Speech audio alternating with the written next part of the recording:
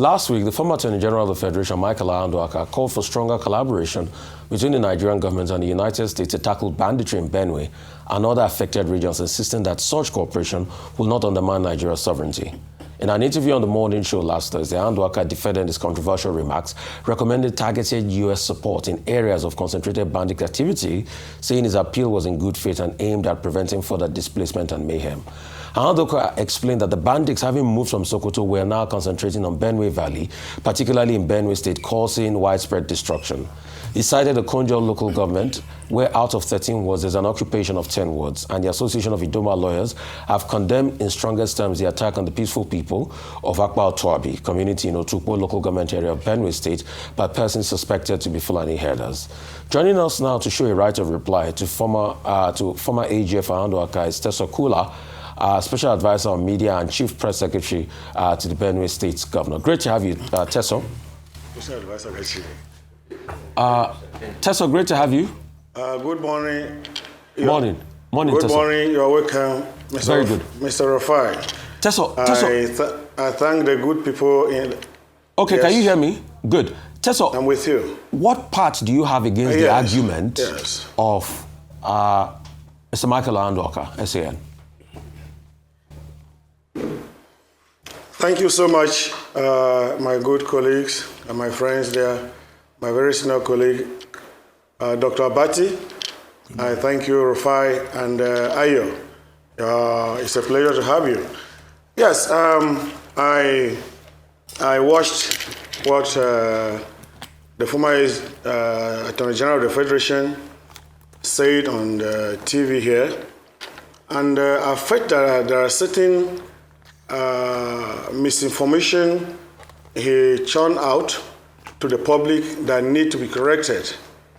You are specific on the areas I want to intervene or to put the record straight. And this includes the fact that, one, he let mention of the fact that in Ukum, for instance, after 13 constables in that local government, all of them are under the header's occupation. I think he went further to say that the headquarters of Ukum, which is Zakibian, headers have occupied the place less than 3 kilometers away from the headquarters. That's not actually true. Local government, where the former governor of Benue State, Suswam, comes from, is 15 kilometers away from Zakibian. It's the same line, the same route you move from Logo to Zakibian. Just yesterday, your reporter must have informed you, if he's yet to file in the report, we were in local government where people came out en masse for the Thanksgiving mass for a member of the Revenue Mobilization, Allocation and Fiscal Commission, Professor Steve Tokmogba. So it's not actually true that all the local governments are occupied by headers, and again, it is not also true that close to the headquarters of the local government, the headers have occupied. Yes, we had such instances where in some local governments, some constables in that local government were being attacked by these headers. In some instances, they attacked and occupied, but when His Excellency cried out and national troops were sent here, combined with the efforts he has done here, with the people on ground here, including the Anyamyo, which is a joint task force that's already on ground, and the Operation Zinda, jointly, they complemented the efforts of the federal troops that came, and these people were flushed out. Many people have gone back to their farms to harvest what was left there, and they are clearing the land, waiting for the rainy season to come for them to continue. That is why you see it's simple to understand this. Ukum is a hub of yam production in Benue State. It's a hub of yam production in the North Central. It's a hub of yam production in this country. You can go to the market today and be able to make comparison of what the prices were at the time that the yams the people were unable to move their yams into the market, and what the price is now. These are the issues. Then number two, he said It is now that His Excellency Reverend Father High Ceremonial that is in charge of Benue State, that the headers are attacking, maiming, raping people, pushing them away from their lands, and occupying their homestays. This is not completely true. Because remember, in 2012, to be specific, when Governor Sam was attacked by these herders on his way to Bajimba, that is the hometown of the former governor of Benue State, Chief Samuel Otom. So Sam was attacked by these people. And this was because the paramount ruler of the Team Nation at that time, late Okura, his village was occupied completely by these herders. That was where Susan was headed. And before we could get to that place, I was practicing as a journalist at that time, as an active journalist at that time. I was on that convoy. Before we get to the point to turn into Tokura, they said that's open fire on the governor. That report is there. So it is not true. Now, this crisis started right from when the present SGF was the governor of Benue State.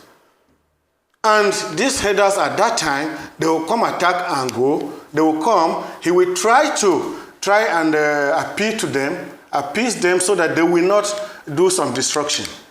When Susan came in, they moved to another phase where they started attacking and then occupying the lands. When Otom came, that was the peak of it.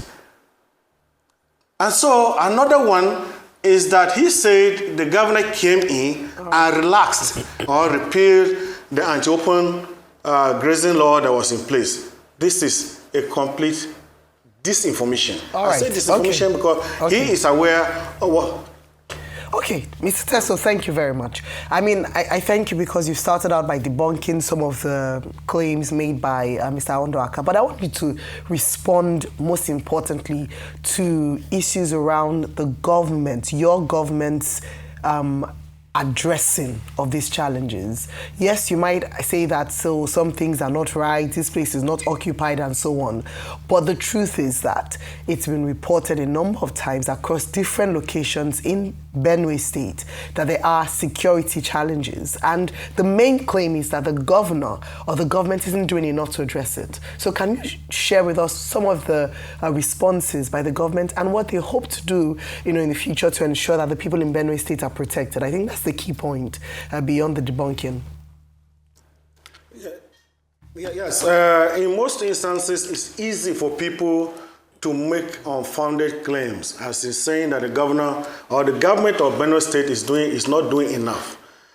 For you to first of all pass judgment on the development, you have to do a comparative analysis. You have to look at the remote, the change. Is there any change in operation of what this we are doing? Just like what we had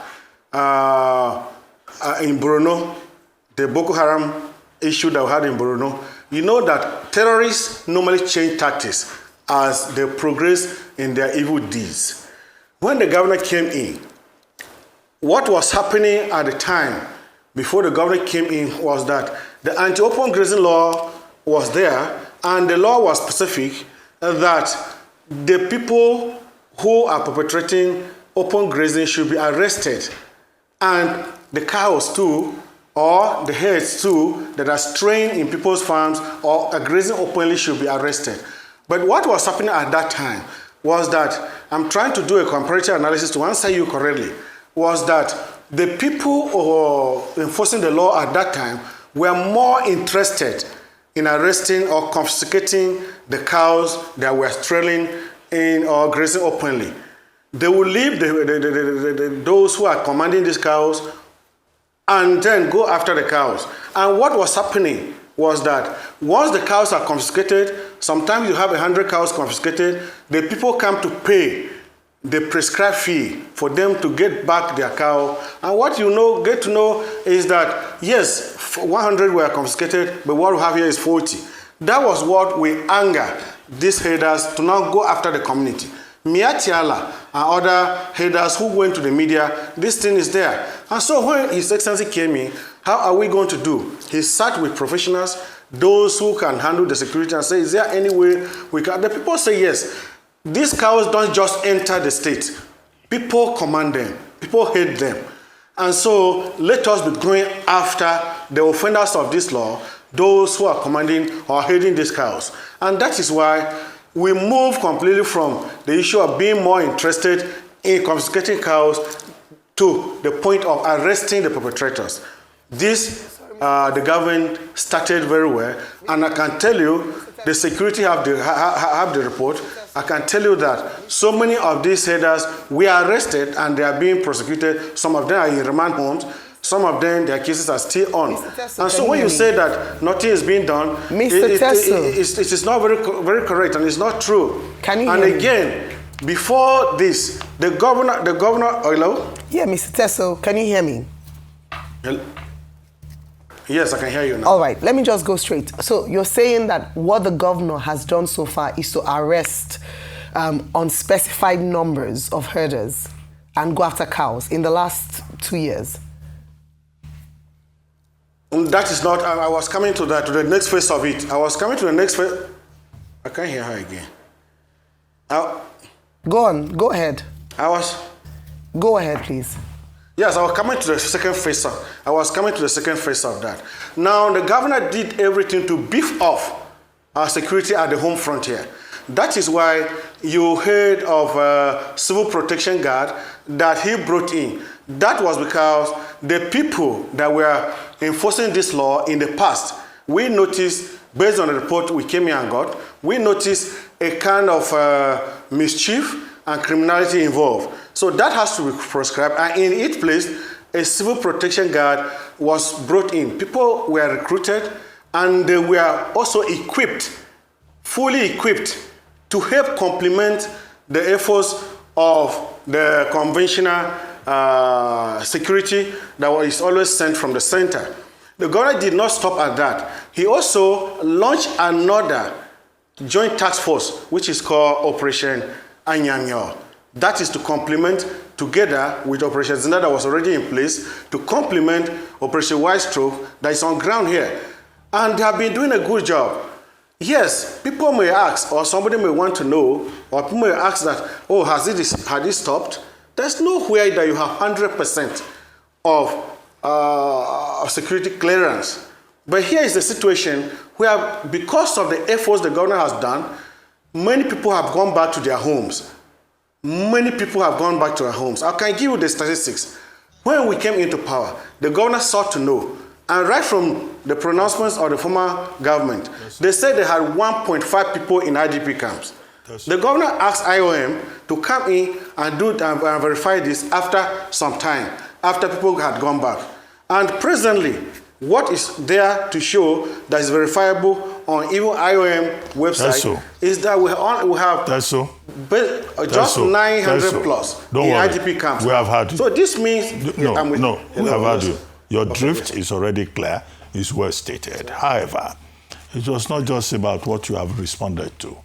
On that day, when Undue SAM was here, we asked him, what exactly is his concern? He said, the livelihood of the people of Benue State is being disrupted. That Benue State is the food basket of the nation. And that right now, the people of Benue State cannot even go to the farm, removing the basic thing that Benue State is known for. Is that true or false? Secondly, we asked him, are you saying all this, asking for, this statement you claim you have made in good faith because you are interested in the governorship race in 2027 in Benue State?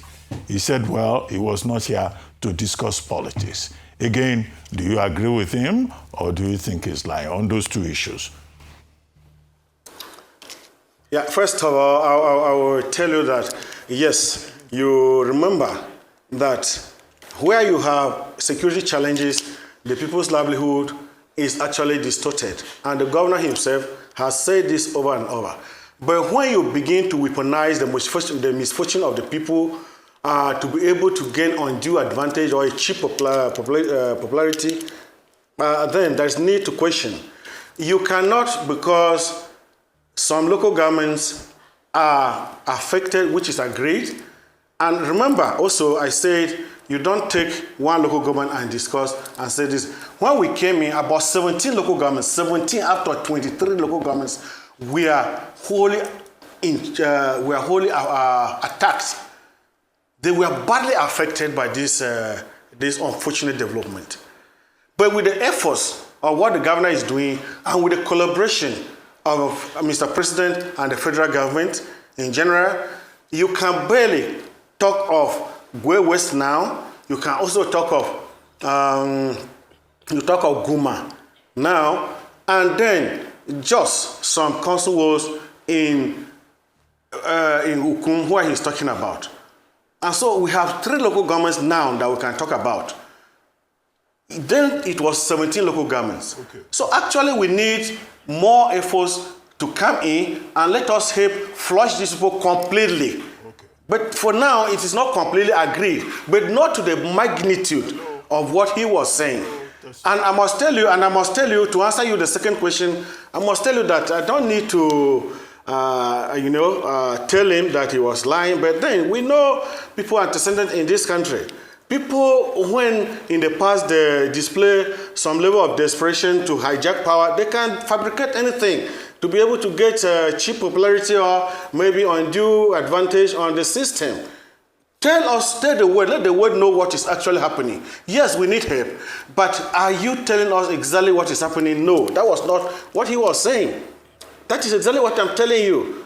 He was actually, remember, I don't know the kind of favor he wants to get from Otom. Few months ago, he came out and said that some people from the north gave Otom, was it 47 billion for him to cede the Benue land to them, and Otom denied. I'm very sure Otom himself will be very surprised to hear that kind of thing. And then he came here saying that during Otom's time, Otom was in charge. When you have 1.5 people in IDP camps, and now you can barely have 800 and something that is verifiable in IDP camps, what Mr. that tells Kula. you? Are you telling me that others have disappeared? Mr. Kula, they have thank you actually so gone much. back to their farms, All right. gone back to their homes. Okay. Thank you so much. Thank you. All right, thank you so much, Mr. Kula. I mean, of course, what the people want is for them to be able to go back to their farms and that they can produce, feed their family members and feed the nation as the food basket of the nation. Thank you so much for your time.